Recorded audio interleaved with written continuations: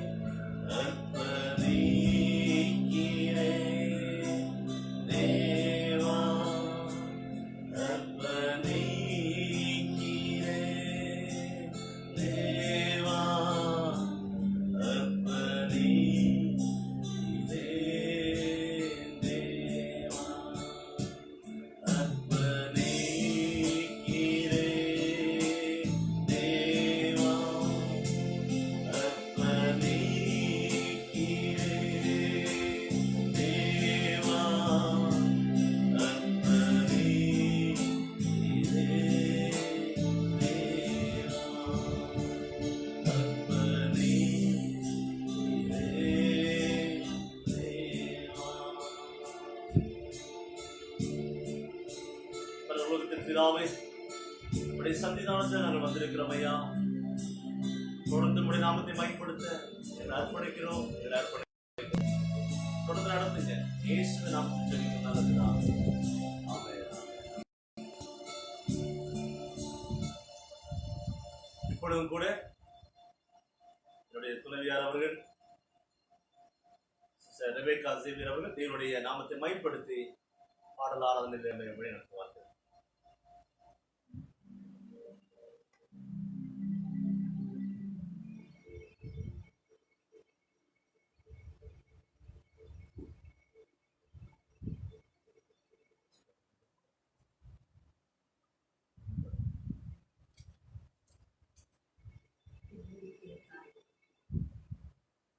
ஹல்லேலூயா. கர்த்தருடைய பரிசுத்த நாமத்துக்கு மகிமை உண்டாவதாக. கூட நாம் தேவனை ஆராதிக்க போகிறோம்.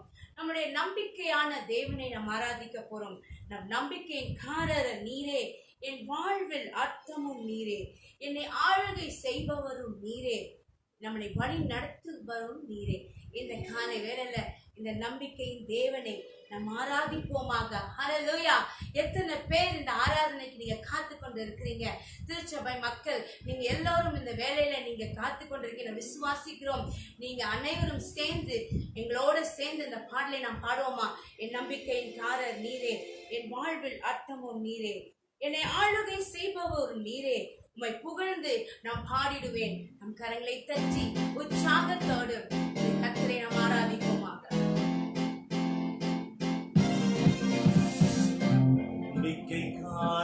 நீரே, என் வாழ்வில் அர்த்தம் நீரே, என்னை ஆளுகை செய்பவர் நீரே, உம்மை புகழ்ந்து பாடிடுவேனே. என் நம்பிக்கையின் காரர் நீரே, என் வாழ்வில் அர்த்தமும் நீரே. நாம் சேர்த்து பாடுவோம். ஆளுகை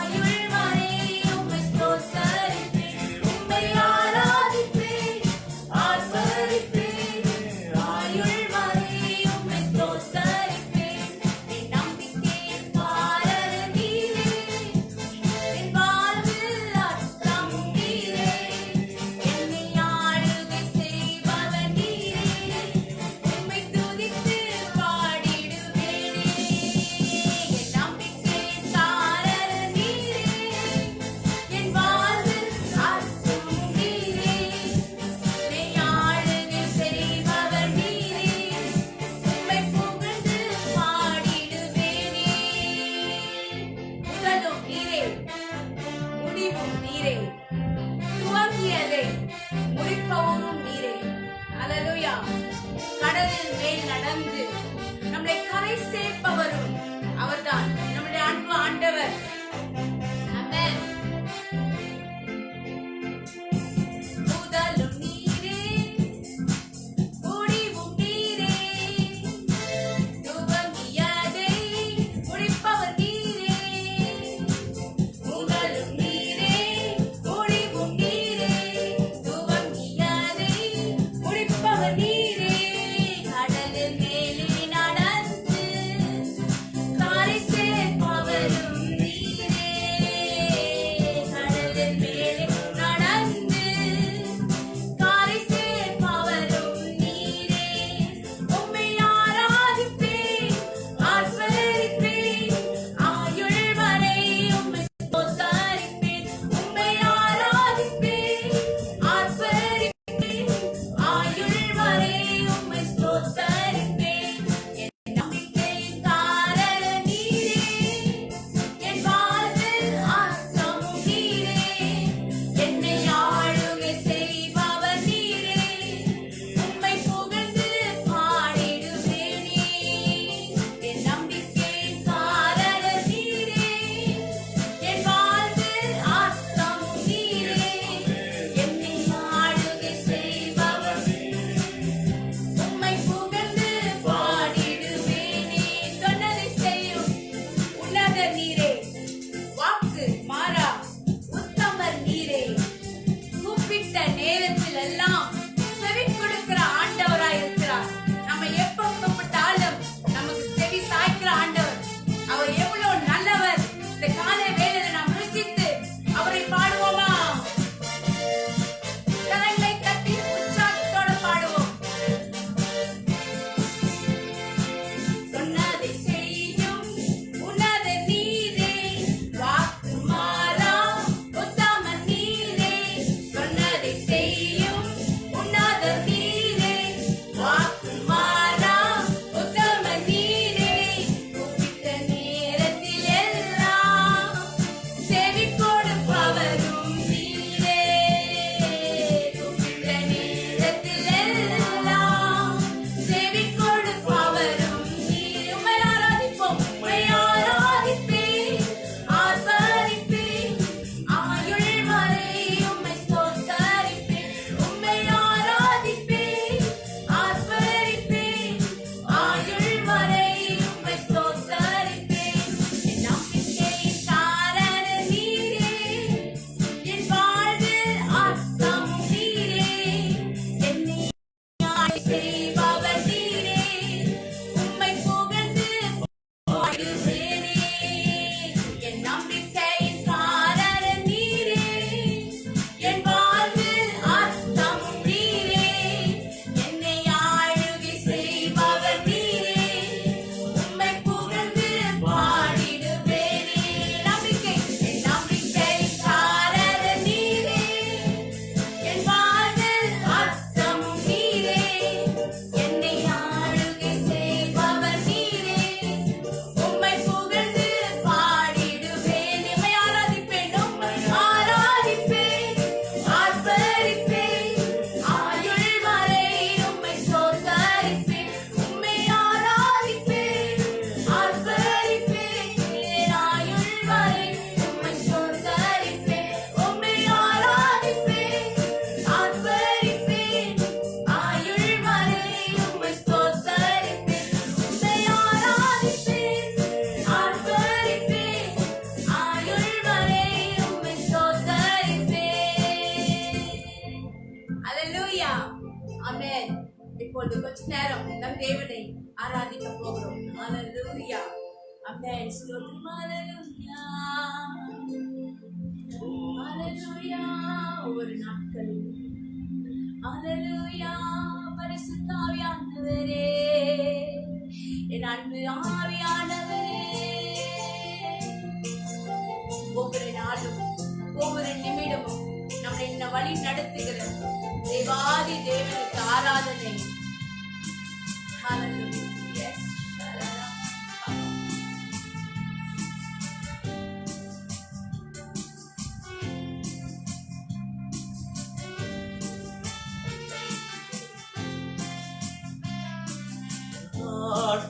நாட்களிலும் பிரியாமல் கடைசி வரை ஒவ்வொரு நிமிடமும் கிருபையால் நடத்திடுவார்.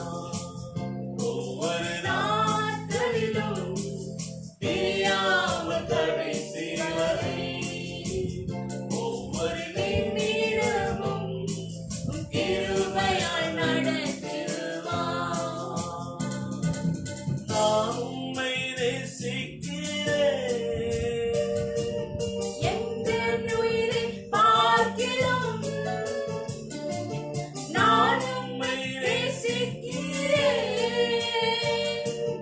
எந்தன் உயிரை பார்க்கிலும் ஆராதிப்பேன் உம்மை நான் உண்மை மனதுடன். ஆராதிப்பேன் உம்மை நான் உண்மை மனதுடன்.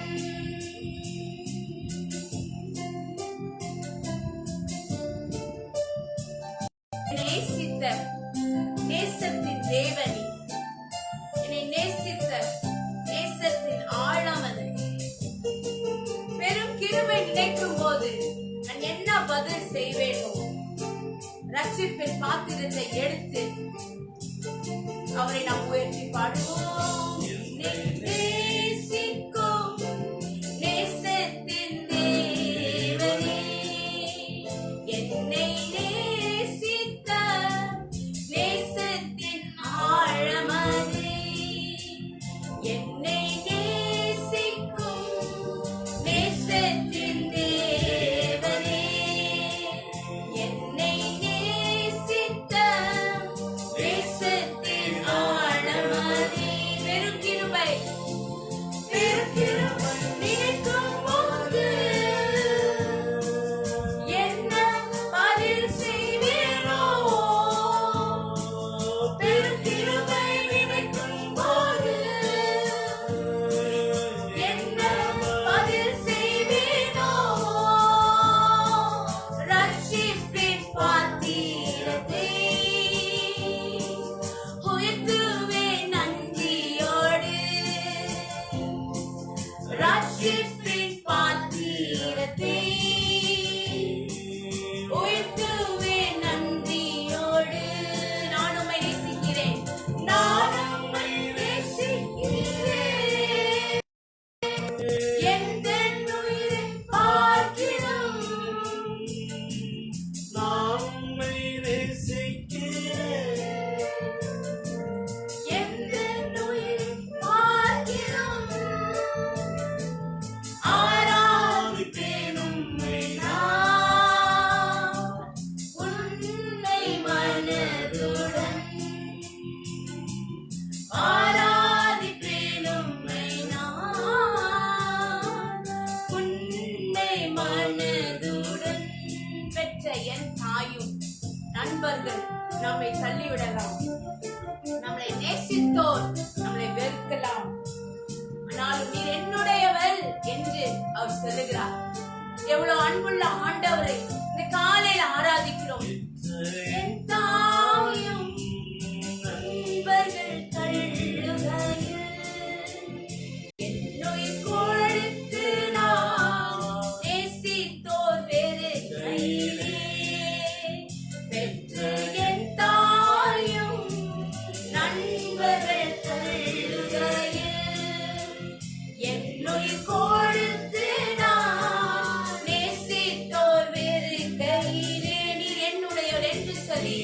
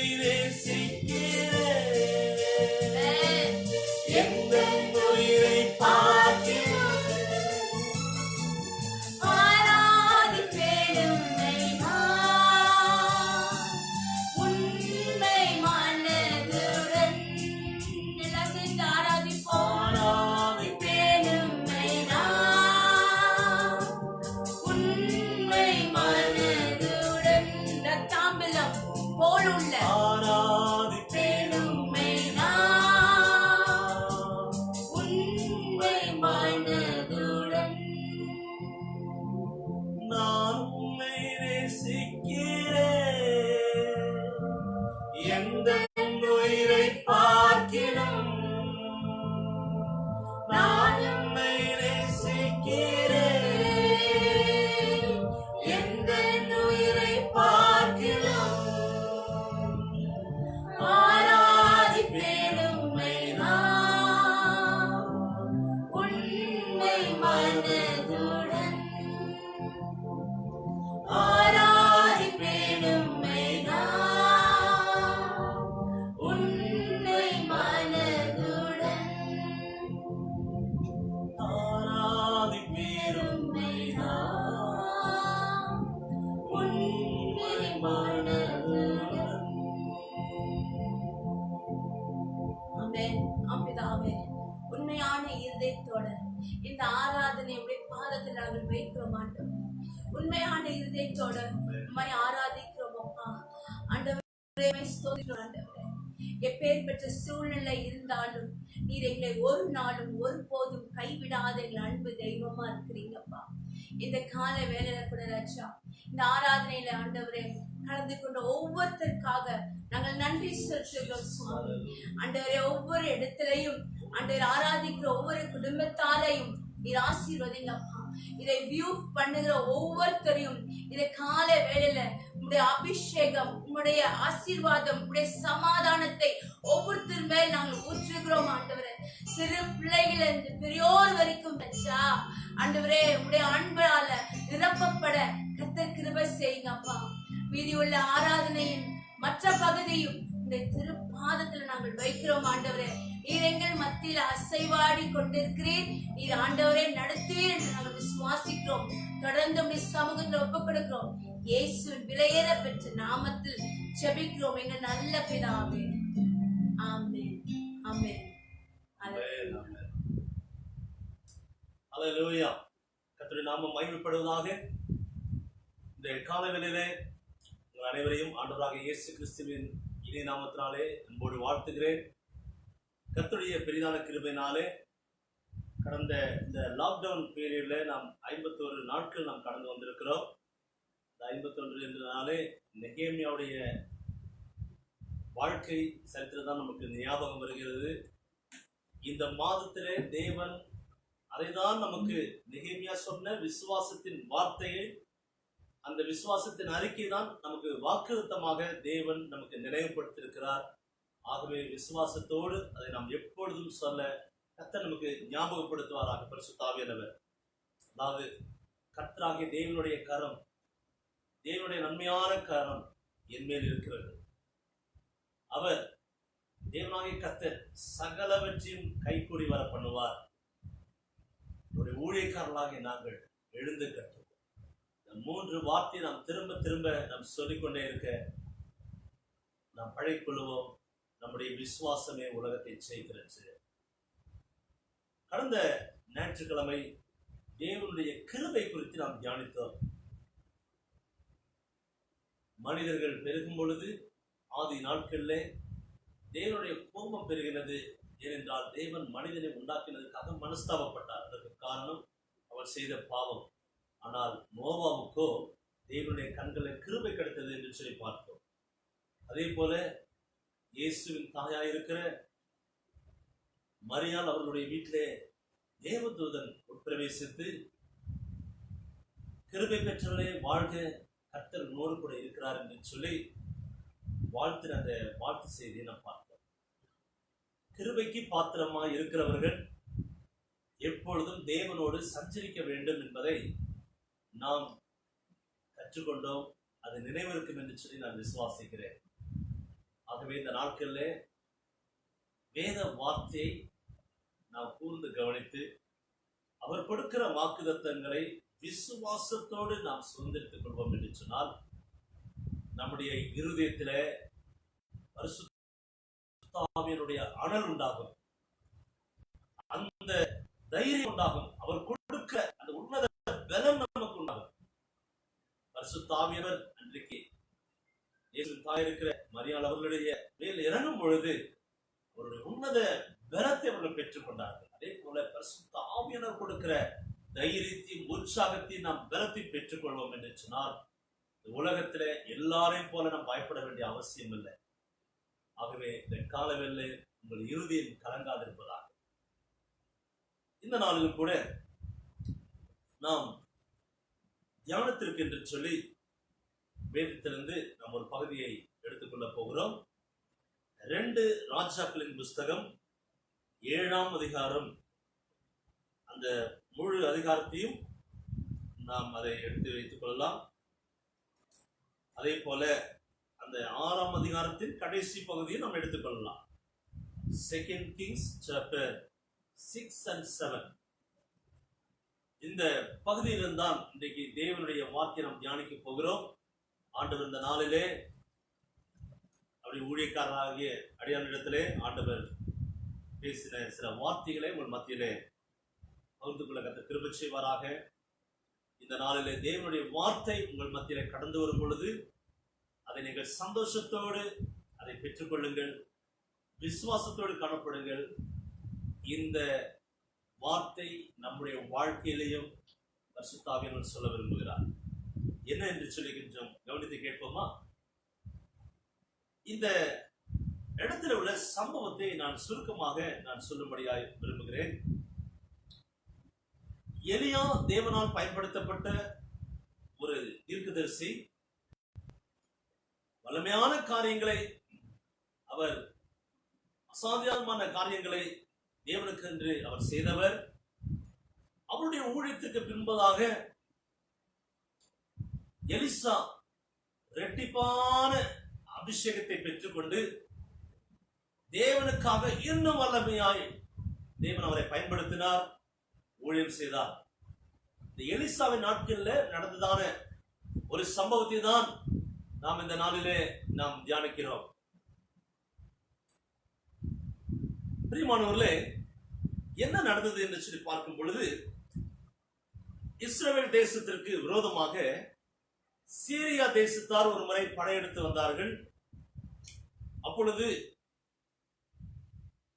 எலிசாவின் வேலைக்காரன் அந்த இராணுவத்தினர் சுற்றி இருக்கிறதை அவர் அறிந்து பயந்து என்ன சம்பவிக்குமோ என்று சொல்லி வேகமாக வந்து தன்னுடைய தலைவனாய் இருக்கிற இந்த தீர்க்கதரிசி எலிசாவிடத்தில் சொல்லும் பொழுது எலிசா கொஞ்சம் கூட பயப்படவில்லை. ஏனென்றால் வேதம் சொல்கிறது, கர்த்தருக்கு பயப்படுகிறவன் பதறான். அவன் தேவனுக்கு தான் பயப்பட்டான், மனுஷருக்கோ இந்த உலகத்தின் காரியத்திற்கோ அவன் பயப்படவில்லை. சாதாரணமாக சொல்லிவிட்டார், அவர்களோடு இருக்கிறவர்களை பார்க்க நம்மோடு இருக்கிறவர் அதிகம் என்று சொன்னார். அதற்கு பின்பதாக எலிசா ஒரு ஜெபம் பண்ணினார். ஆண்டவரே, என் வேலைக்காரன் கேயாசி அவன் பார்க்கும்படி அவனுடைய கண்களை திறந்தருளும் என்று சொன்னார். அதே போல அப்பொழுதுதான் தான் சுற்றிலும் ரதங்கள் சூழ்ந்திருக்கிறதை பார்த்தார். அதற்கு பின்பதாக இன்னொரு ஜெபம் பண்ணினார். ஆண்டவரே, அத்தனை பேருடைய கண்களும் இருள் ஆவதாக என்று சொன்னார். இருளானது. எதிரிகள் எல்லாம் எலிசா சொல்கிற வார்த்தை கேட்கிற ஒரு நிலைமை ஏற்பட்டது. அத்தனை பேரையும் கூட்டிட்டு தேசத்தின் நடுப்பகுதியிலே சமாரியாவிலே அந்த பட்டணத்தின் மையத்திலே கொண்டு போய் வைத்து விட்டார். ஆனால் அவர்களுக்கு ஒரு தீங்கும் செய்யவில்லை. ராஜா கேட்கிறார், இவளெல்லாம் கொன்று போட்டு விடட்டுமா என்று. ஆனால் ஒரு காரியத்தை அவன் செய்யவில்லை. ஏன் நாம் செய்ய வேண்டும் என்று சொல்லி, அவன் ஒரு கொலை பாதகன் அல்ல, கர்த்தருடைய தீர்க்கதரிசி. தேவனுடைய பிள்ளைகள், தேவனுடைய அபிஷேகம் பெற்றவர்கள் ஒரு நாளும் மற்றவர்களுக்கு தீங்கு செய்யக்கூடாது என்பதற்கு இது ஒரு அடையாளமாக இருக்கிறது. நாம் சில நேரங்களிலே வழிக்கு வழி வாங்குகிறவர்களா இருக்கிறோம். ஆனால் தேவன் சொல்கிற பழி வாங்குதல் என்னுடையது என்று சொல்லி, யுத்தம் கர்த்தருடையது, நீங்கள் சும்மா இருங்கள் என்று சொல்லி இருக்கிறார். ஆகவே நாம் பழி வாங்குகிறவர்களாய் இருக்க வேண்டாம். ஆகவே தான் ஆண்டு சொன்னார், உன் சத்துருக்களை நேசிங்கள் என்று சொல்லி. அவன் அத்தனை பேருக்கும் ராஜாவிடத்தில் சொல்லி ஆகாரம் கொடுத்து வழி அனுப்பி வைத்தார். அதற்கு பின்பதாக அந்த சீரியா தேசத்தினர் அவர்கள் யுத்தம் பண்ணுவதற்கு அவர்கள் வரவே இல்லை. சில காலம் சென்ற பின்பதாக திரும்பவுமாக 6ஆம் அதிகாரம் 2 ராஜாக்கள் 6ஆம் அதிகாரம் 24வது வசனத்திலே வாசிக்கிறோம். இதற்கு பின்பு சீரியாவின் ராஜாவாகிய பெனதாத் தன் இராணுவத்தை எல்லாம் கூட்டிக் கொண்டு சமாரியாவை முற்றுகை போட்டார். அதனால் சமாரியாவிலே கொடிய பஞ்சம் உண்டாயிற்று என்று சொல்லி பார்க்கிறோம். இப்ப யுத்தம் வந்தனால யாரும் வேலைக்கு போக முடியல. எந்த நேரத்தில் என்ன நடக்குமோ என்று சொல்லி தெரியவில்லை. உணவுப் பொருட்கள் எல்லா கிடைப்பது அரிதாய் மாறிவிட்டது. இப்ப கடந்த இந்த லாக்டவுன் பீரியட்ல ஒரு சிலர் சொன்னாங்க, மாஸ்டர் 1 கிலோ சுகர் 100 ரூபாய் கொடுத்தா கூட கிடைக்கல, அப்படிப்பட்ட நிலைமையெல்லாம் நாங்கள் சந்தித்தோம் என்று சொன்னார்கள். ஆகவே இப்படிப்பட்டதான சூழ்நிலைகள்ல நம்முடைய நாட்களிலும் இப்பொழுது சந்தித்து வருகிறோம். இந்த நாட்களிலே விலைவாசி எவ்வளவு உயர்வாக இருக்கிறது என்று சொல்லி கடைக்காரர்கள் சொல்கிறதான் விலை. சில கடைக்காரர்கள் நீ வாங்கினா வாங்கு, வாங்காட்டி போகிறதான பார்வையோடு தான் நம்மை பார்ப்பார்கள். சில நேரம் அவர்களுக்கு பயந்தே நாம் வாங்க வேண்டிய ஒரு சூழ்நிலை வருகிறது.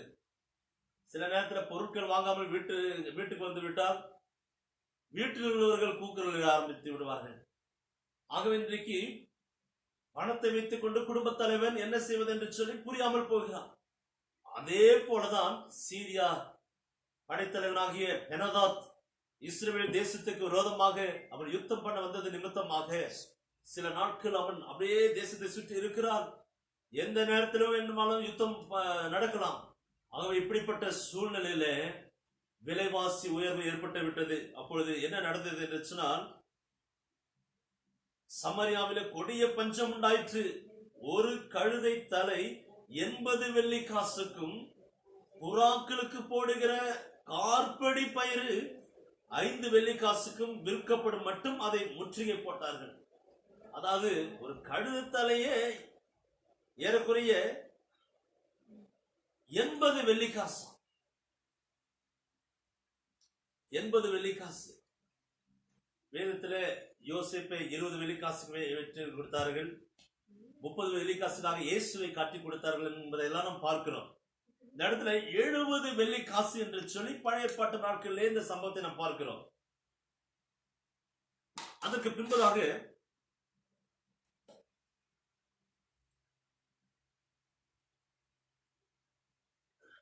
வால்யூம் கம்மியாக இருக்குது என்று சொல்லி நாங்கள் அறிந்து கொண்டோம். தயவு செய்து தடங்களுக்கு மன்னிக்குவோம். இப்பொழுது தெளிவாக இந்த வார்த்தை கேட்கும் என்று சொல்லி நான் விசுவாசிக்கிறேன். ஆகவே 80 வெள்ளி காசுக்கு ஒரு கழுதையின் தலை விற்கப்படுகிறது. புறாக்களுக்கு போடுகிற கார்படி பயறு 5 வெள்ளி காசுக்கு விற்கப்படுகிறது. அப்போ மற்ற பொருட்கள் எல்லாம் எப்படி விலைவாசி உயர்வு இருந்திருக்கும் என்று சொல்லி யோசித்து பாருங்க. இப்படிப்பட்ட சூழ்நிலையில உணவுப் பொருள் கிடைக்காம 2 பெண்கள் பக்கத்து வீட்டில் உள்ளவங்க பேசிக்கிறாங்க. வேற வழி இல்லை, அவங்களுடைய சுவாபம் மாறிவிடுகிறது. விலைவாசி உயர்வு ஏற்படும் பொழுது, பண நெருக்கடி ஏறும் பொழுது எல்லாருடைய சுவாபம் மாறிவிடும். வேதம் சொல்கிறது, கடைசி நாட்கள மனுஷன் சுவாப அன்பு அற்றவளாய் இருப்பான் என்று சொல்லி. சில பின்னடைவு ஏற்பட்ட நாடுகளிலே அதிகமாக திருட்டு தொல்லை தாங்க இருக்கிறதற்கு காரணம் என்ன என்று சொன்னால், அங்கு உணவுப் பொருட்கள் கிடைப்பது அரிதாக இருக்கிறப்பனால்தான் திருட ஆரம்பிக்கிறார்கள். இது பற்றாக்குறை, வறுமை. ஆகவே அவர்கள் பிள்ளை என்று சொல்லி பார்க்காமல் அவர்கள் என்ன சொல்கிறார்கள் என்று சொன்னால், இன்றைக்கு உன் பிள்ளையை சமைத்து சாப்பிடுவோம், நாளைக்கு என் பிள்ளையை நாம் சமைத்து சாப்பிடுவோம் என்று சொல்லி பேசிக் கொள்கிறார்கள். நினைத்து பாருங்க, பிள்ளைகளே சமைத்து சாப்பிடக்கூடிய அளவிற்கு அவருடைய மன ரீதியிலே தாக்கப்பட்டிருக்கிறார்கள். கொடூரமான பஞ்சம். எத்தனை நாட்கள் அந்த பஞ்சம் இருந்திருக்குமோ அதை குறித்து தெளிவாக எழுதப்படவில்லை. ஆனால் ஏனென்றால் எதுவுமே கிடைக்காத ஒரு சூழ்நிலை. அப்ப இந்த நேரத்துல தான் தேசத்து நிலைமையெல்லாம் பார்த்து வேதனையோடு இருக்கிற இந்த நேரத்துல ராஜா ஒரு நாள் அப்படியே இந்த நகரத்தை சுற்றி அந்த அலங்கத்தின் சுவர்ல அவர் அப்படியே இந்த சுவர் மேலே நடந்து வருகிறார். நடந்து வரும் பொழுது ராஜா மேலே நகரத்தை சுற்றி வருகிறார் என்று சொல்லி பார்த்து அந்த ஸ்திரீகள், அதுல ஒருவர் ஏதோ ஒரு தேவையோடு கூக்குரலிட்டு ராஜாவை கூப்பிடுகிறார். என்ன என்று சொல்லி கேட்கும் பொழுது, எங்களை ரட்சியும் ராஜாவே என்று சொல்கிறார். ராஜாவுக்கு மனவேதனை. நான் எப்படி ரட்சிக்க முடியும்? ஏனென்றால் களஞ்சியத்தில் ஒன்றும் இல்லை, உணவுப் பொருட்கள் இல்லை, நான் எதிலிருந்து உன்னை ரட்சிக்க வேண்டும் என்று சொல்லி கேட்கும் பொழுது இவர் சொல்லுகிறார், நேற்று நாங்கள் இப்படி ஒரு ஒப்பந்தம் பண்ணினோம், நேற்று என் பிள்ளையை சமைத்து சாப்பிட்டு விட்டோம், ஆனால் இன்றைக்கு அவள் பிள்ளையை தரமாட்டேன் என்கிறாள் என்று சொல்லி. இந்த செய்தியை கேட்கும் பொழுது ராஜா மிகுந்த அதிர்ச்சி அடைந்து தேசத்தினால் இவ்வளவு பரிதாபமா இருக்குது என்று சொல்லி வேதனையோடு காணப்படுகிறார். ராஜா எப்பொழுது தேசத்தின் அலங்கத்திலே சுற்றி ஜனங்களை வேவு பார்க்க வரும் பொழுதுதான் இந்த காட்சியை பார்க்கிறார். அருமையானவர்களே, அது வரைக்கும் தேசத்தின் சூழ்நிலை ராஜாவுக்கும் அவ்வளவு புரியவில்லை. ஏனென்றால் ராஜாவுக்கு ஆகாரத்திலே எந்த பஞ்சமும் ஏற்பட்டிருக்காது. சில நேரங்களில் நமக்கும் வீட்டில் இருக்கிற வரைக்கும் தெரியாது. சில நேரத்தில் நம்முடைய பிள்ளைகளுக்கு ஆகாரத்தின் அருமையோ பணத்தின் அருமையோ அல்லது சூழ்நிலைகளோ மற்றவர்களை பற்றியோ அவர்களுக்கு தெரியாமல் இருக்கலாம். ஆகவே சில நேரத்திலே அவர்கள் நியூஸ் போடும் பொழுது அவர்களையும் உட்கார வைத்து அதை கவனித்துக் கொள்ள வைக்க வேண்டும்.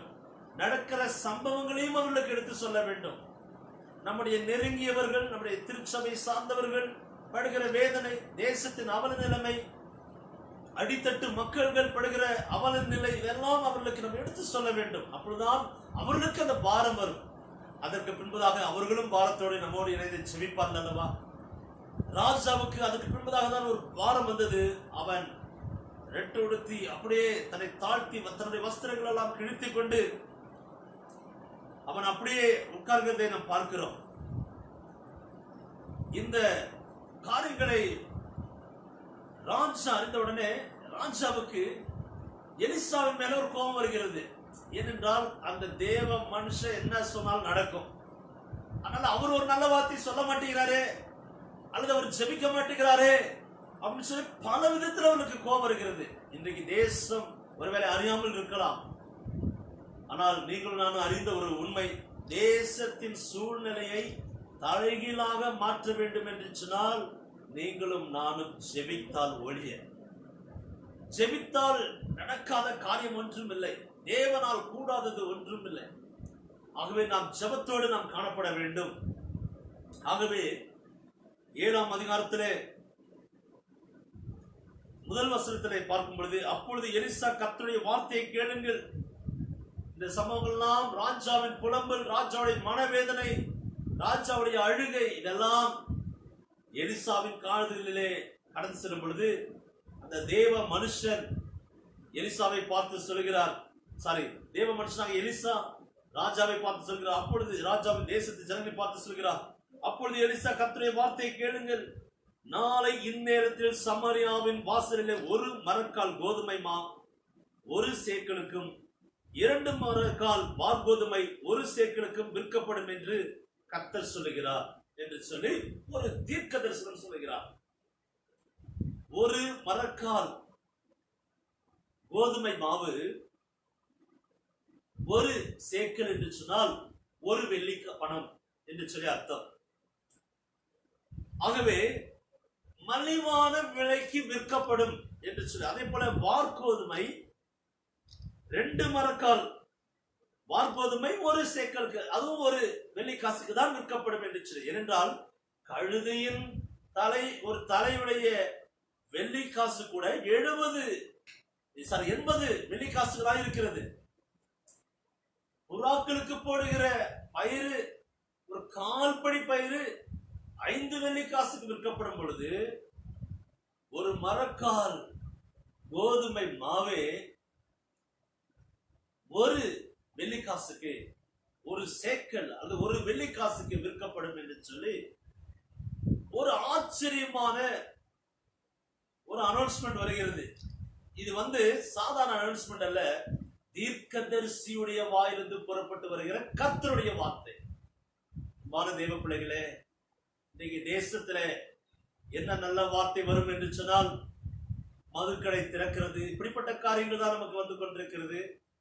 வியாதி ஒழியும் என்கிற அல்லது நல்ல ஒரு மருந்துகள் வந்துவிட்டது என்று சொல்லி இப்படிப்பட்ட நல்ல செய்திகளை நாம் கேட்க முடிவதில்லை. அல்லது விலைவாசி குறைந்து போய்விட்டது என்கிற ஒரு நல்ல செய்தி கேட்கவில்லை. ஒவ்வொரு நாளும் நம்மை பயமுறுத்துகிற செய்தி வந்து கொண்டே இருக்கிறது. ஆகவே சிலர் செய்தி பார்ப்பதே தவிர்த்து விட்டார்கள். ஆகவே தேவனுடைய பிள்ளைகளுக்கு நேராக கர்த்தருடைய நல் வார்த்தை கடந்து வரும். அதை நாம் விசுவாசிப்போம். அதற்கு பின்பதாக நடந்தது என்ன என்று சொன்னால், அப்பொழுது ராஜாவுக்கு கையிலாக கொடுக்கிற பிரதானி ஒருவன் தேவனுடைய மனுஷனுக்கு பிரதியுத்தரமாக, இதோ கர்த்தர் வானத்திலே மதகுகள் உண்டாக்கினாலும் இப்படி நடக்குமா என்றான். அதற்கு அவர், உன்னுடைய கண்களினால் அதை காண்பாய், ஆனாலும் அதிலே சாப்பிட மாட்டாய் என்றார். அதாவது அவிசுவாசமான வார்த்தை பேசுகிற ஒரு பிரதானியை பார்த்து தேவ மனுஷன் சொல்கிறார், நீ விசுவாசிக்கல, ஆனா நீ ருசிக்க முடியாது, அந்த சம்பவம் நடக்கும் பொழுது நீ செத்துருவ அப்படிங்கிறதா சொல்றாரு. அதே மாதிரிதான் நடந்தது. அதனால இந்த விசுவாசம் குறைந்து போய்விட்டாலே ஆசீர்வாதத்தை பார்க்க முடியாது. இதை குறித்து சகரியா, யோவான் ஸ்நானகனுடைய தகப்பனார் சகரியா ஏறக்குறைய ஒரு வருடம் பக்கம் ஊமையனாக இருந்தான். விசுவாசிக்கவில்லை. ஆகவே நம்முடைய வாழ்க்கையில விசுவாசம், ஒருவேளை நம்முடைய வீட்டில உள்ளவர்கள யாராவது ஒருவருக்கு விசுவாசம் குறைந்து போய்விட்டாலே அவர்கள் சில ஆசீர்வாதத்தை இழந்து போய்விட கூடும். ஆகவே தயவு செய்து விசுவாசத்தில் ஒருவர் கூட நீங்கள் தளர்ந்து விடாதீர்கள். ஒரு சில குடும்பங்களை பார்க்கும் பொழுது கணவன் நல்ல விசுவாசத்தில் இருக்கிறார், மனைவிக்கு அந்த விசுவாசம் இல்லை. மனைவி விசுவாசத்தில் இருந்தால் பிள்ளைகளுக்கு இல்லை, அல்லது கணவனுக்கு இல்லை, மாறி மாறி இருக்கிறது. குடும்பத்தில் எல்லாரும் ஒருவர் விசுவாசத்தில் குறைந்திருந்தால் மற்றவர்களுக்கு அந்த விசுவாசத்தை வார்த்தைகளை சொல்லி அவர்களை உற்சாகப்படுத்த வேண்டும். ஆரம்ப நாட்களிலே ஊழியத்தில கடுமையான பாதையில இல்லாமை, வறுமை, பலவிதமான போராட்டங்கள், தனிமை, இப்படிப்பட்ட சூழ்நிலை கடந்து வந்தபடினாலே சிறு வயதிலிருந்து என்னுடைய தகப்பனார் மரித்ததிலிருந்து என்னுடைய தாயார் எங்களுக்கு விசுவாசத்தை கற்றுக் கொடுத்தபடினாலே நாங்கள் விசுவாசத்திலே ஒவ்வொரு காரியத்தை ஜெபிக்க ஆரம்பித்தோம். தேவனிடத்திலிருந்து பதிலை பெற்றுக்கொள்ள ஆரம்பித்தோம். ஆகவே ஒவ்வொரு காரியத்திற்கும் தேவனையே சார்ந்திருப்போம், எந்த ஒரு விஷயமா இருந்தாலும் சரி. என்னுடைய மனைவிக்கு அந்த நாட்களில் அவர்கள் ஒரு நல்ல வசதி படைத்த ஒரு குடும்பத்திலிருந்து அவர்கள் வந்தபடினாலே அவர்கள் அவ்வளவு விசுவாசத்தை ஆபரேட் பண்ண வேண்டிய அவசியம் இல்லாமல் இருந்தது எல்லா காரியத்திற்கும். ஆனால் நாட்கள் கடந்து போகும் பொழுது அவர்கள் எனக்குள் இருந்த அந்த விசுவாசம் அவர்களுக்குள்ள கடந்து போக ஆரம்பித்தது. அவர்களும் என்னுடைய திருமண வாழ்க்கையில ஆரம்ப நாட்கள்ல எல்லா சூழ்நிலையும் மாறிவிட்டது. இனி நாங்கள் நன்றாக இருப்போம் அப்படி இப்படின்னு சொல்லி எனக்கும் பல கற்பனைகள் இருந்தது. ஆனால் ஆண்டவர்களை 2 பேரை நன்றாக புடம்பிட்டார். எங்களுடைய வாழ்க்கையில பல போராட்டங்களையும் நாங்கள் சந்தித்தோம். அநேக ஊழியர்கள் சொல்வார்கள், நாங்கள் பிள்ளைகள் கை குழந்தையாக இருக்கும் பொழுது பால் வாங்குறது கூட நாங்க பணம் இல்லாம இருந்தோம்னாலும் சொல்லுவாங்க. ஏன்னா யார் பார்த்தாலும் நிறைய பேர் சொல்றது நான் இதை கேட்டிருக்கிறேன். ஏன்னா எல்லாருமே ஒரே மாதிரி டயலாக் சொல்றாங்கன்னு சொல்லி. ஆனால் அதற்கு பின்பதாக எங்களுடைய வாழ்க்கையிலும் இப்படிப்பட்ட சூழ்நிலைகள் எல்லாம் சந்திக்க ஆரம்பித்தோம். எனக்கு ஒரு பழக்கம் இருக்கிறது, தேவை குறித்து ஒருவருக்கு சொல்லவும் மாட்டேன். இப்படியே தேவ சமூகத்துல அந்தரங்கத்துல அழுது செபித்துக் கொண்டே இருந்தேன். அந்த நாட்களே குடும்பத்தில வீட்டில ஒரு பொருட்கள் குறைந்து போவதற்கு முன்பதாகவே என்னுடைய மனைவி அலாரம் கொடுக்க ஆரம்பித்து விடுவார்கள், எங்க பொருள் குறைந்து போகிறது என்று சொல்லி. ஆனால் அப்படிப்பட்டவர்கள் அதுக்கு பின்பதாக தேவன் அற்புதமாய் சந்திக்கிற அந்த சூழலாம் பார்க்கும் பொழுது அவருடைய ஆவில ஒரு உற்சாகம் வர ஆரம்பித்தது. இன்றைக்கு சில நேரங்களிலே என்னை விட அதிகமாக விசுவாசத்தின் வார்த்தையை சொல்லுகிறவர்களாய் அவர் மாறிவிட்டார். ஏனென்றால் குடும்பத்திலையும் பார்க்கிறோம், ஊழியத்திலையும் பார்க்கிறோம். இன்றைக்கு அநேகருக்கு கொடுக்கிறவர்களாக, பகிர்ந்து கொடுக்கிறவர்களாய் கர்த்தர்களை மாற்றினார். இங்கேயும் இப்படிப்பட்ட ஒரு சூழ்நிலை பார்க்கிறோம். இப்படிப்பட்ட ஒரு சூழ்நிலை இந்த வனாந்திரத்தின் அனுபவத்திலே கர்த்தருடைய வார்த்தை எலிசாவின் நிமித்தமாக தேசத்திற்கு வரும் பொழுது எல்லாரும் ஆச்சரியமாய் நினைத்தார்கள். அதை இந்த ராஜாவுடைய பிரதானி அதை விசுவாசிக்கவில்லை. அதற்கு பின்பதாக ஒரு சம்பவம் நடக்கிறது. இதோடு நான் சொல்லி முடிக்க விரும்புகிறேன். ஒரு 4 குஷ்டரோகிகள் அவர்கள் பேசிக் கொள்கிறார்கள், தேசத்திலே ஆகாரம் கிடைக்கவில்லை. ஏன்னா குஷ்டரோகிகள் என்றாலே தேசத்தை விட்டு பாளையத்துக்கு புறமே இருக்க வேண்டும், ஜனங்களோடு மிங்கிலா இருக்கக்கூடாது.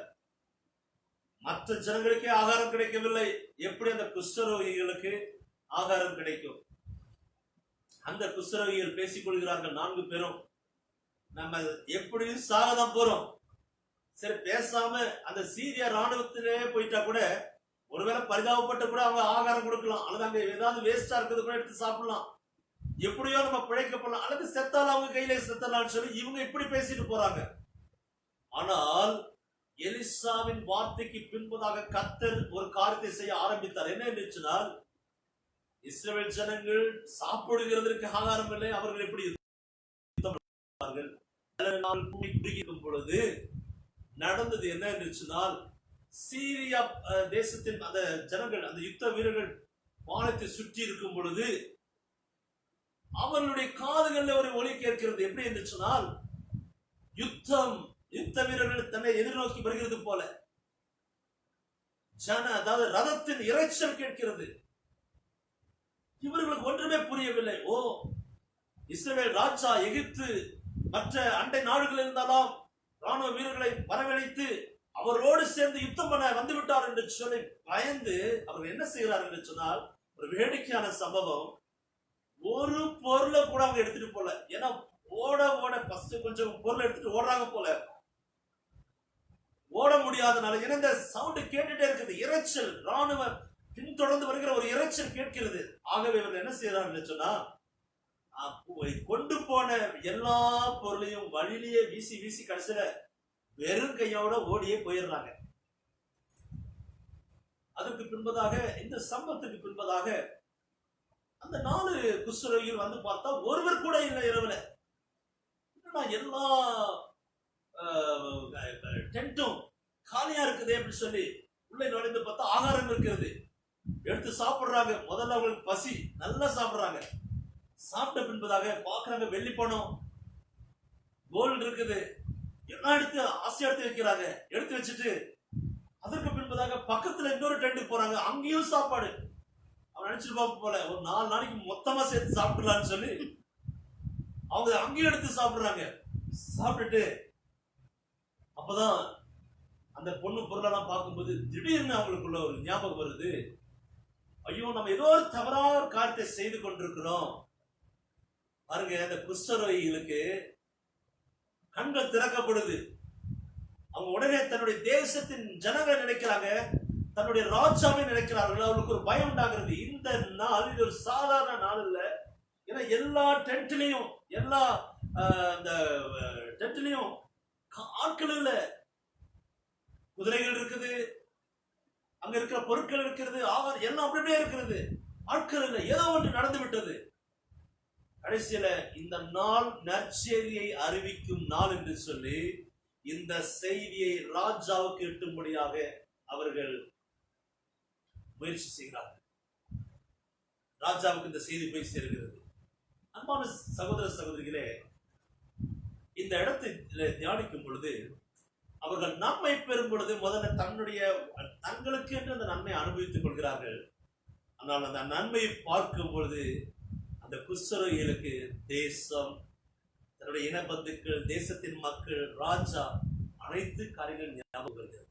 இன்றைக்கு அநேகர் பாருங்க, இல்லாத நேரங்கள்ல எல்லாருக்கும் கேட்கிற மாதிரி புலம்பி தள்ளுவாங்க. ஆனா எல்லாம் நலமாய் இருக்கும் பொழுது, எல்லாம் அனுகூலமாய் வரும் பொழுது, எல்லா காரியங்களும் கைக்கூடி வரும் பொழுது ஒருவரிடத்திலும் சொல்ல மாட்டார்கள். இல்லை என்கிற ஜெப குறிப்பை போதகர் இடத்தில் சொல்வார்கள்.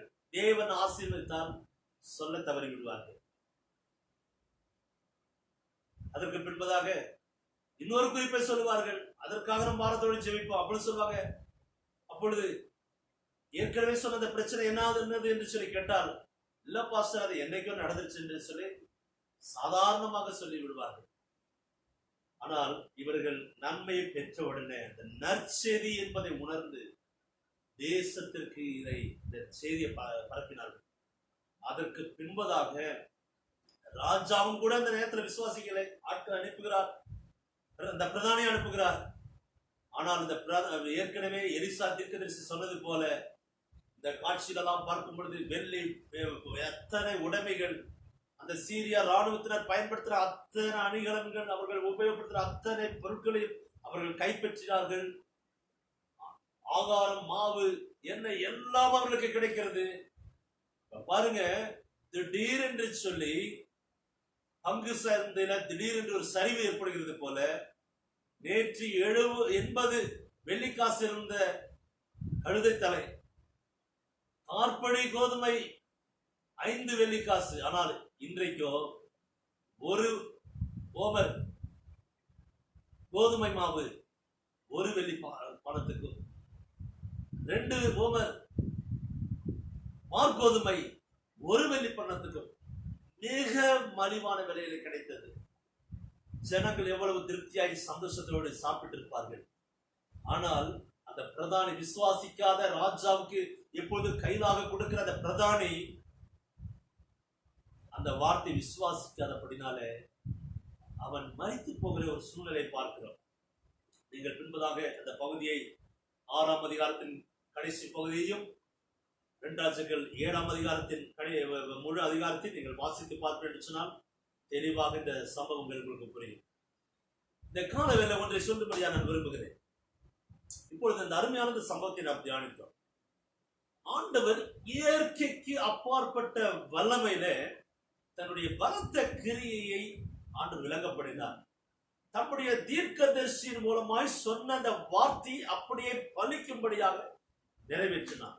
ஆகவே இந்த நாட்கள்ல நாம் மற்றவர்களுடைய வார்த்தையை கூர்ந்து கவனிக்க வேண்டிய அவசியம் இல்லை. கர்த்தர் என்ன பேசுவார், நம்முடைய குடும்பத்தை குறித்து, நம்முடைய தனிப்பட்ட வாழ்க்கை குறித்து, தேசத்தை குறித்து, திருச்சபை குறித்து கர்த்தருடைய தீர்க்கதரிசன வார்த்தை என்ன என்று சொல்லி அதை மாத்திரம் நாம் கவனித்து அதை மாத்திரம் சார்ந்திருப்போம். கர்த்தருடைய வார்த்தையை கடந்து வரும் பொழுது நாம் அவிசுவாசத்திற்கு இடம் கொடுக்க வேண்டாம். நம்முடைய இருதயத்திலே அவிசுவாசம் குடியிருப்பதற்கு இடம் கொடுக்க கூடாது என்று சொல்லி பக்தன் சொல்கிறார். ஆகவே நாம் விசுவாசத்தோடு அந்த வார்த்தையை நாம் பிடித்துக் கொள்வோம் என்று சொன்னால் அந்த வார்த்தை நிச்சயம் நிறைவேறும். நாங்கள் திருமணமாகி வந்த உடனே என்னுடைய மாமனார் மூலமா ஆண்டவர் ஒரு வாக்குத்தத்தத்தை கொடுத்தார். எபிரேயர் 13ஆம் அதிகாரத்தில் உள்ள 2வது வசனம், நீங்கள் பண ஆசை இல்லாதவர்களாய் இருந்து உங்களுக்கு இருக்கிறதை போதும் என்று எண்ணுங்கள், நான் உன்னை விட்டு விலகுவதும் இல்லை, உன்னை கைவிடுவதும் இல்லை என்று சொல்லி இருக்கிறாரே. இந்த வார்த்தையை கொஞ்சம் கூர்ந்து கவனித்த உடனே எனக்கு புரிஞ்சிச்சு, பணம் நிறைய ஆண்டு தரப்படாதுல, ஆகவே பண ஆசை வந்து விடக்கூடாது என்று சொல்லி. ஆனால் அதற்கு பின்பதாக பணப்பற்றாக்குறை நெருக்கங்களெல்லாம் வந்தது. ஆனாலும் ஒவ்வொரு நாட்களும் ஆண்டவர் அழகாக நேர்த்தியாக ஒவ்வொரு நாளும் அந்த படியை அளந்து ஆண்டவர் போஷிக்க ஆரம்பித்து விட்டார். ஊழியத்திலே தேவனுடைய கரம் இடைப்படுகிறதை பார்க்க ஆரம்பித்தோம். ஒன்று புரிந்து கொள்வோம், பண ஆசை எல்லா தீமைக்கும் வேறாயிருக்கிறது. நாம் பண ஆசை உள்ளவர்களாக இருக்கவே கூடாது. ஆண்டவர் நிச்சயம், நாங்கள் இன்றைக்கும் அந்த ஏறக்குறைய நாங்கள் திருமணமாகி 15 ஆண்டுகள் நாங்கள் இந்த வாக்குத்தத்தத்தை தினமும் நாங்க சொல்லி ஜெபிக்கிறோம். இதே போல ஏறக்குறைய ஒரு 30-40 வசனத்தை நாங்க தொடர்ந்து டெய்லி நாங்க அறிக்கை பண்ணுகிறோம் குடும்பமாக. ஏனென்றால் இந்த வார்த்தை நிறைவேறும். ஆண்டவரே, அப்போ நீங்க பணத்தை கொடுப்பீங்க, பொருளாதாரத்துல ஆசீர்வாதத்தை கொடுப்பீங்க, ஆனா பண ஆசை எங்களுக்கு வந்துவிடக்கூடாது. ஆகவேதான் சொன்ன பண ஆசை இல்லாதவர்களாய் இருந்து உங்களுக்கு இருக்கிறதை போதும் என்று எண்ணுங்கள், நான் உன்னை விட்டு விலகுவதும் இல்லை, உன்னை கைவிடுவதும் இல்லை என்று.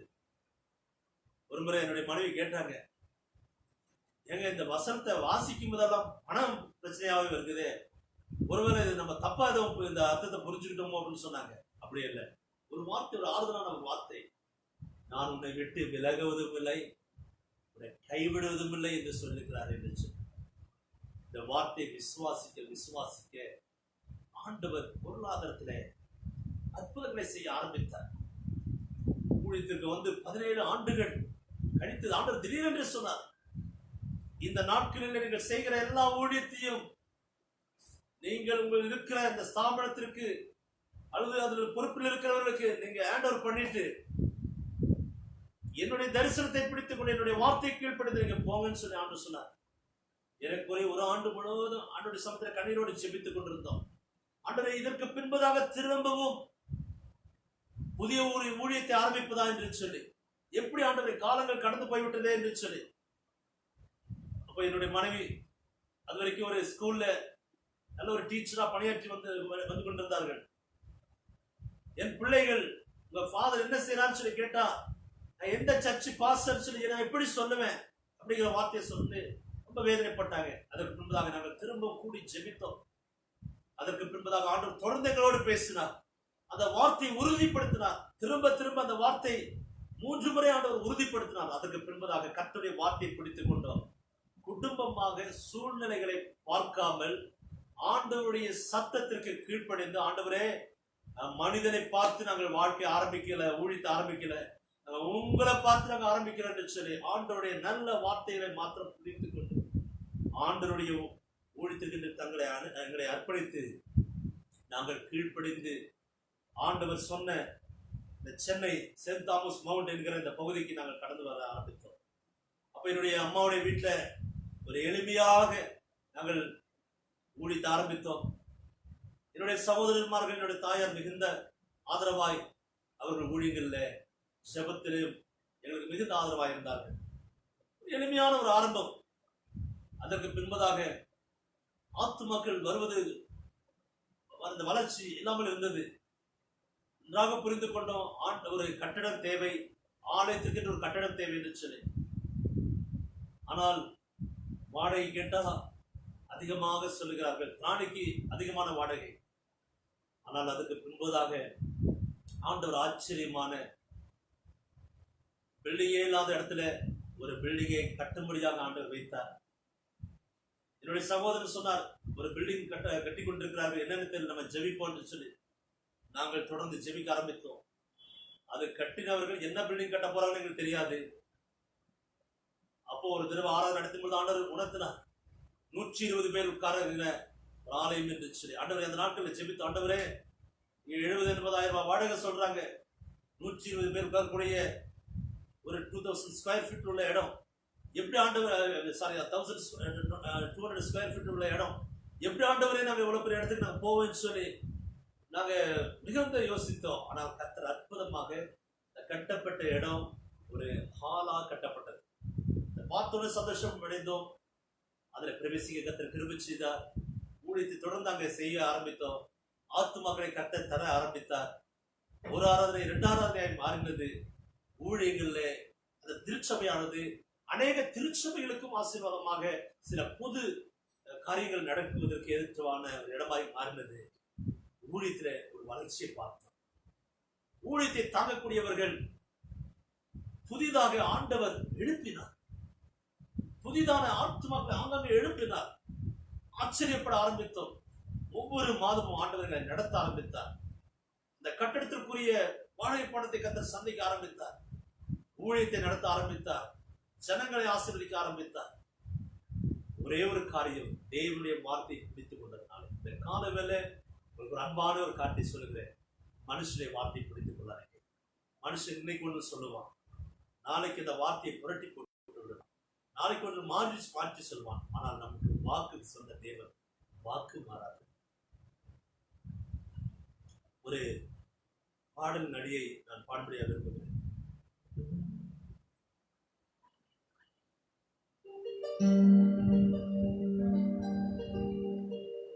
காலங்கள் மாறி போனாலும் மாறாது நீரே, சூழ்நிலைகள் மாறி போனாலும் மறவாத நீரே, மலை பர்வதமாகலும் கிருபை உண்டு, மலைகள் விலகும், பர்வதமாகலும் மாறாத கிருபை உண்டு.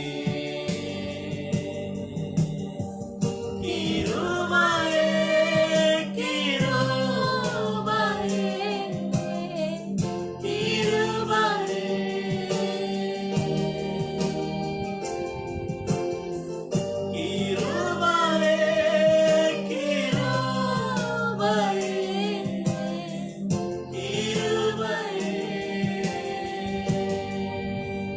பாருங்க, காலங்கள் மாறிப்போகும், ஆனால் மாறாதவர் அவர். சூழ்நிலைகள் மாறிப்போகும், ஆனால் மறவாதவர் அவர். இன்னைக்கு காலையில் ஆண்டவர் ஒரு வார்த்தையை உணர்த்தி கொண்டிருந்தார். மலைகள் விலகினாலும் பர்வதங்கள் நிலை பெயர்ந்தாலும் என் கிருபை உன்னை விட்டு விலகாதிருக்கும் என்று கர்த்தர் சொல்கிறார். இந்த வார்த்தை நாம் பிடித்துக் கொள்வோமா? ஆண்டவரே, எந்த சூழ்நிலைகள் மாறலாம், மனுஷனுடைய வார்த்தை மாறலாம், என்னுடைய வருமானத்தின் அளவு மாறலாம், வேலை இல்லாமல் போகலாம், அது நம் நம்பின வாசல்கள் அடைக்கப்படலாம். ஆனால் நான் நம்பினவர்கள் மறந்து போய்விடலாம். இதை விசாரிப்பதற்கு ஒருவர் இல்லாமல் இருக்கலாம். என்னை மறக்கலாம். நான் யாரை சார்ந்திருக்கிறானோ அவர்கள் என்னை விட்டு தூரமாய் போகலாம், அல்லது அவர்கள் இந்த உலகத்தில் இல்லாமல் போய்விடலாம். ஆனால் அவர் மாறாத. அவரை பார்த்து சொல்லுவோமா,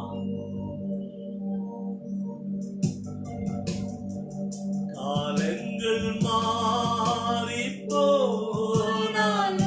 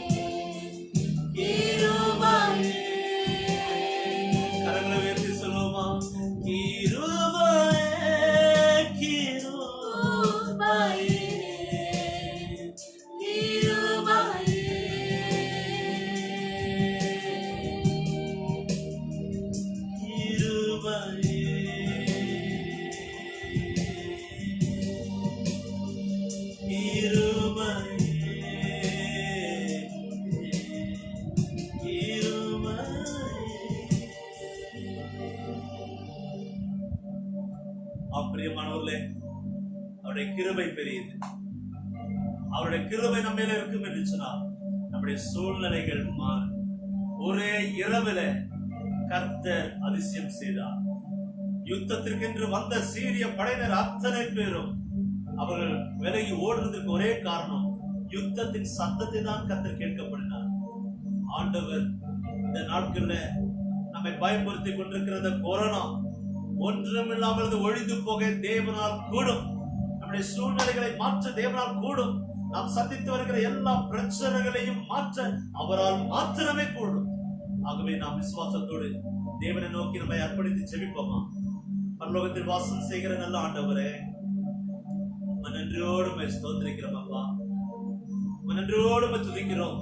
எங்களோடு நீர் பேச நம்முடைய வார்த்தைக்காக ஸ்தோத்திரம். மலைகள் விலகினாலும் பர்வதங்கள் நிலை பெய்தாலும் என் கிருபை உன்னை விட்டு விலகாமல் இருக்கும் என்று சொல்லி எங்கள் மேல் மனதிருக்கத்தோடு சொன்ன எங்கள் நல்ல தெய்வமே, உங்களுடைய வார்த்தை நாங்கள் விசுவாசிக்கிறோம். உங்களுடைய கிருபை நாங்கள் சார்ந்திருக்கிறோம் அப்பா. நாட்களில் நம்முடைய கிருபை நாங்கள் அதிகமாக உணர்ந்து உங்களுடைய கிருபை மாத்திரம் நாங்கள் சார்ந்திருக்க கர்த்தர் கிருபை செய்யும். எங்கள் வாழ்க்கையில நிச்சயமாய் நாங்கள் சந்தித்து வருகிற சூழ்நிலை மாற்றுவீர். நாங்கள் சந்தித்து வருகிற எல்லா பற்றாக்குறையை நீர் மாற்றுவீர் என்று சொல்லி நான் விசுவாசிக்கிறேன். இந்த ஜெபத்தில் எங்களோடு இணைந்து ஆண்டவரே, எங்களுக்கு இப்படியாக தேவை இருக்கிறது, நாங்கள் என்ன செய்வோம் என்று சொல்லி நம்முடைய பிள்ளைகளை குறித்து, குடும்ப சூழ்நிலை குறித்து மன வேதனையோடு ஜெபித்துக் கொண்டிருக்கிற, புலம்பி கண்ணீர் வடித்துக் கொண்டிருக்கிற நம்முடைய பிள்ளைகளுக்காக நாங்கள் ஜெபிக்கிறோம் அப்பா. மிகுந்த பாரத்தோடு ஜெபிக்கிறேன். உம்முடைய கரம், ஆசீர்வதிக்கிற கரம் அவருடைய கூடாரத்திற்கு நேராக நீட்டப்படுவதாக. அவருடைய சூழ்நிலைகள் மீது உடைய கரத்தை நீட்டுவீராக. அற்புதமான காரியத்தை கர்த்தருடைய வாழ்க்கையில செய்ய மாட்டவரே. இந்த வார்த்தை விசுவாசிக்கிற அவருடைய வாழ்க்கையில இந்த நாட்களிலே அவர்களுடைய அற்புதத்தை சுதந்திரிக்கிறீர். உதவி செய்வீராக. உடைய நாமத்தை மாத்திரம் நாங்கள் மகிமைப்படுத்துகிறோம் அப்பா. உடைய நாமத்தை மாத்திரம் நாங்கள் மகிமைப்படுத்துகிறோம். கிருபையே, கிருபையே, கிருபையே, கிருபையே,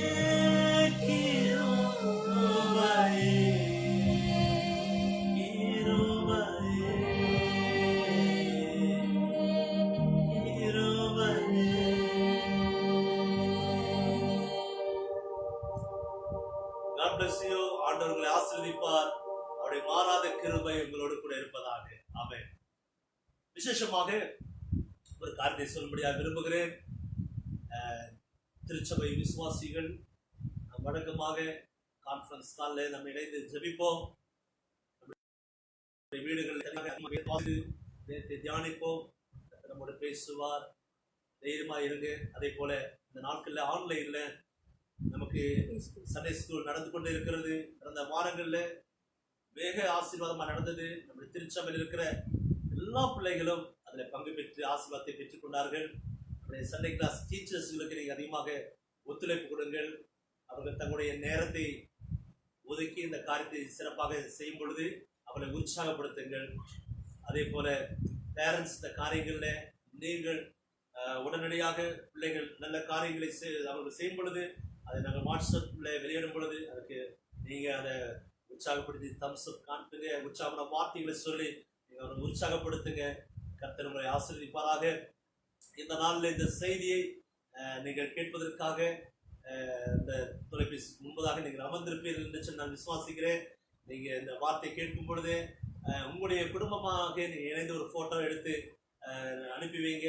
அது நம்முடைய குரூப்ல அதை போடுவோம். நாம் ஒருவருக்கொருவர் கண்டு தேவனை மகிமைப்படுத்துவோம். கர்த்தருடைய கிருபை நம்மோடு கூட இருப்பதாக. God bless you. கர்த்தர் தாமே உங்களை ஆசீர்வதிப்பாராக.